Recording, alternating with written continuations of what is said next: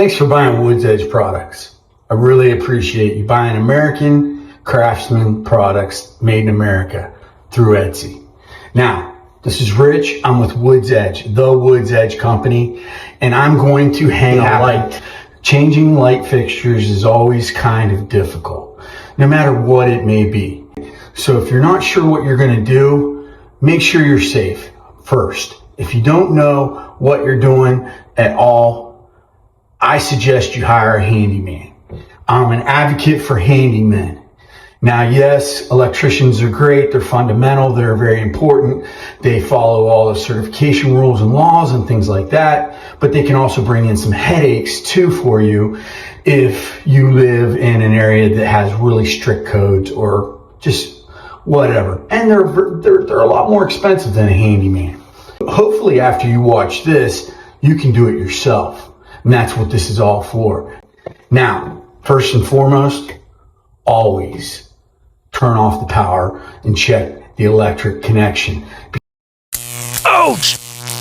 Before you go crazy up in there. All right. Now, what I'm going to be doing, if you can see here, is changing out a builder grade fixture with a custom light. Now, this is one of my newer lights, and this is a barnwood light with recessed lights in it. Now, it's just a barnwood finish instead of, say, the live edge and things like that. I'm doing it so that you can see the new light, and it's pretty much the same as if it was a live edge light or any other light I make. Let's get down to it. Power. Always turn off the power. You don't want to get zapped.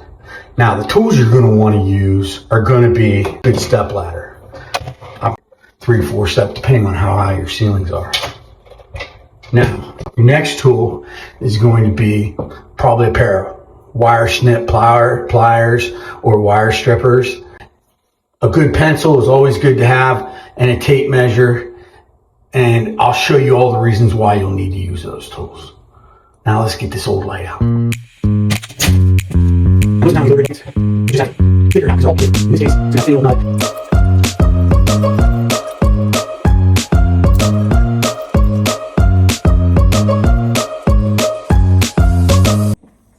Okay, it's a little dark in the hallway, so I just wanted to show you the back side of the light now while I'm in the kitchen here with a little bit of light. This is a custom bracket.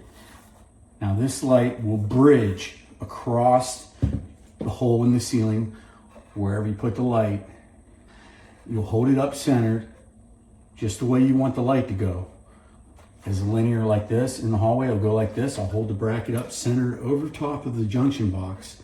And then with my pencil, I will mark where I want to put 2 holes, which I'll then show you. I'll feed in hollow wall anchors, and those 2 holes, these hollow wall anchors will go up into those 2 holes, and then you'll tighten them up, the bracket up onto the ceiling. All right, now, each light will have a bracket, and it'll have decorative acorn nuts. That's the last nut you'll put on.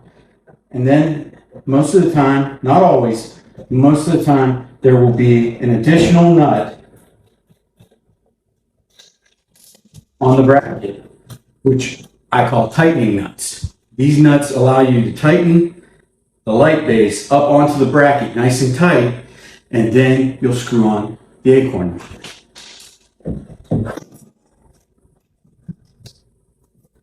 This is just an example of the ceiling bracket right here. Now this doesn't have a ground screw on it, but all my brackets when I ship and deliver to the customer will have a ground screw on the bracket. Now I'll take this bracket and I'm going to line it up over the junction box. See how it's longwise like the light is linear? That will go in the direction you want the light to go. You want to center it. I put a little line and a C. Can't really see it very well there. A little line and a C, and that's where you'll center that over your junction box. Then you take your pencil and you decide, I recommend you use the next hole next to your bracket bolt. Mark the hole there, mark the hole there when you're holding it up. Now you know where to drill your holes. You're going to take your hollow wall anchors You'll slide the supplied washer over each bolt.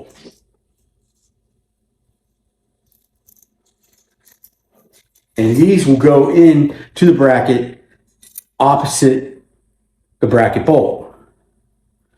Then you'll screw on the anchor piece just a little bit, and you'll do that with both ends. When you have your holes, you'll then take it, hold them like this, push them up into the holes. This will grab up on the other side of the drywall of your ceiling, and then you'll pull the bracket down, take your battery drill or your Phillips head screwdriver, whatever you want to use. I recommend a battery drill, it's quicker. And you'll slowly tighten up each one, pulling down on the bracket just a little bit to give tension for that to grab, and just drill each one up into the ceiling until the bracket's snug. Not too tight, but snug. You almost want it to be able to move a little bit in case you did want to move the light. Okay, so now I'm gonna put a little pressure down. I've got the anchors in and ready to go, and I'm gonna start slowly tightening up each one, back and forth, until it starts to snug up.